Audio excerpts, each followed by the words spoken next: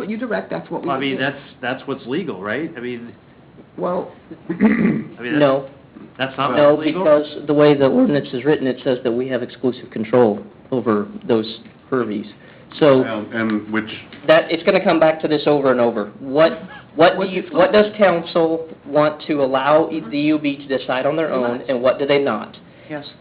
Ultimately, she's exactly right. You can't do it both ways. Yep. So, yes, we're a department, we're gonna provide a budget up that you have to deal with and approve. It's your budget. It's not ours. It's ultimately yours. We're just a big piece of it, a third of it. Okay? The issue will be if, right now, there's no direction. So, there's nothing that says from city council or the city admin, hey, we need $500,000 from electric this year. Okay, if there was ahead of time, we can work that into our budget, potentially. Maybe we can't. And then you would have to go through whatever mechanism you want to decide on. Mhm. Right now, the ordinance says only through the franchise fee. You can change the ordinance to say however you want. But the individual line items, you're going to want to leave to the EUB because they're running it as a business. They're going to have the best ability to know the knowledge of those line items. But if we had the information from the city admin or city council to say, hey, we're going digital, how about you guys do the same thing, jump right on board with it. Yep. Things like that should be passed down to say, here's what we want to do. But that's a non-controversial issue, going digital. Pick any controversial Okay, well, issue, it talk should still come the same way. And HR and salaries and spending authorities, how about those controversial issues? As far as, do you want to go there yet? actually, no, I don't. What I would say is that we've got HR issues as well, and again, it's something that's not addressed in the ordinance. Well, And I think that there has to be equity among all the departments. Now, don't get me wrong, there were salary adjustments that were made, market adjustments, especially early on in the process of getting the board established, that were necessary because things were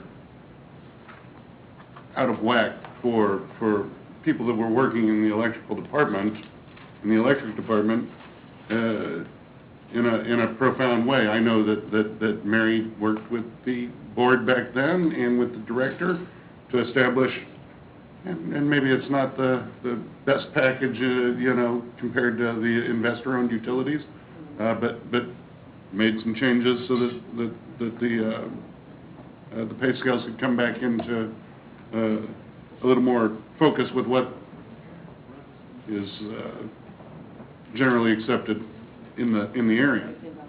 But once you've achieved that parity again, there needs to be equity between how the people in water or Parks and Rec or the police are compensated, just like electric.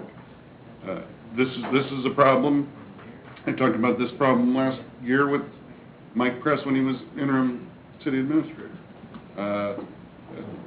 I don't think that we want to be able to allow one department to make different salaried decisions for their employees versus the rest of the city departments. As somebody that's worked in employment and staffing for most of my adult life, this isn't good policy. And I believe that the HR, our administrative services manager, HR head, and the city administrator would both acknowledge that. Now, that's not to say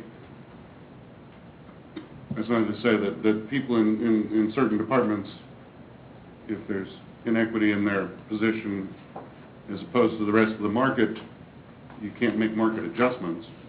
But we can't have one policy for the electric and another policy for the rest of the city.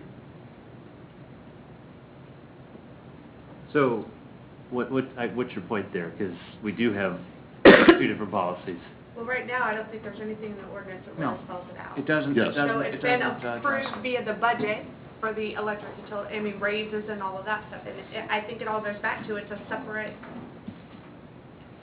again, I think it's another easy fix. You just, I mean, Yeah. but- Shared Well, yeah, compensation pool. we don't have shared HR policies, including pay for performance. I think mean, that- Mary should be the, I in my mean- opinion, Mary should be the decision maker, just like she is. And if there's recommendations regarding inequity, if there's recommendations regarding salary ranges, raises, all of that stuff should come through, just like it does Public Works, Parks and Rec, it should all be the same. So you've blessed every decision that they've made?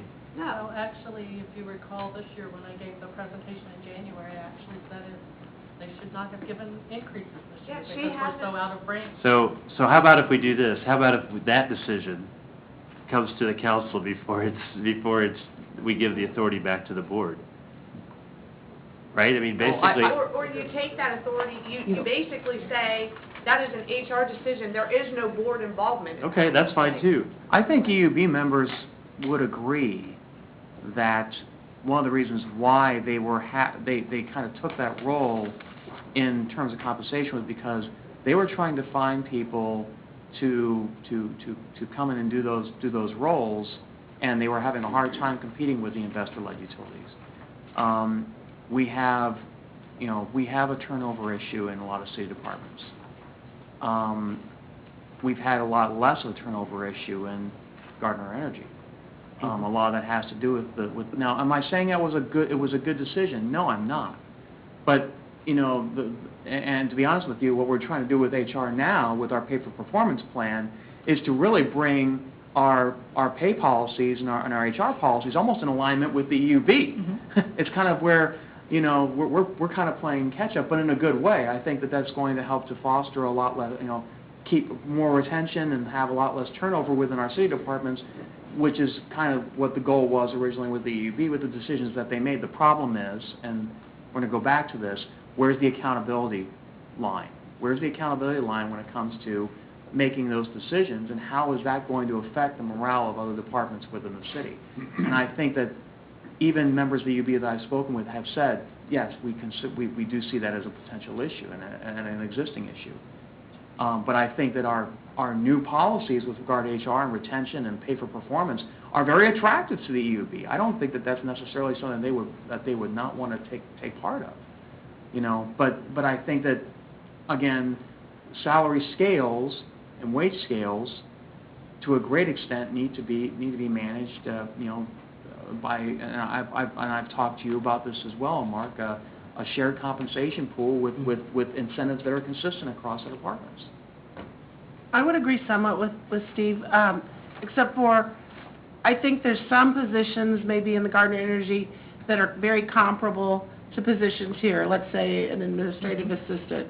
Administrative assistant that works at City Hall should be the same standards as administrative assistant at Gardner Energy. I agree. Maybe a line worker or something that's highly technical. Yes, I could see that would need to be a little adjusted or whatever, but They're specialized. I think, yes, Specialized. but I think there's some inconsistencies between the level of jobs that people perform, that some people maybe got raises when other people didn't, and I think Correct. there needs to be a continuity between both areas. And when you talk about technical, I mean, to me, and I may be totally off base, but a line worker is no more technical or in demand than a wastewater treatment operator. I mean, those are all technical jobs, right? So, I think there's job descriptions that Tori's right are exactly the same, basically, no matter where you are. And then there's these technical aspects of jobs that, and to say that one's more valued than the other, it isn't the case. And that's exactly what we've allowed to happen. Right. But there's also a hazard factor as well. A line worker that's working on lines is taking on a significant physical risk, within their job description, especially if they're dealing with a blown transformer or something like that. And if I might, the thing, that's true. That is But we also, Christie's point about our wastewater operators and our water operators take 4 years, just like our line maintenance workers, to get to be a level 4 operator. They're in charge of public health. Yes, So how do true. you say that's less critical, public health, water and wastewater as linemen? Now,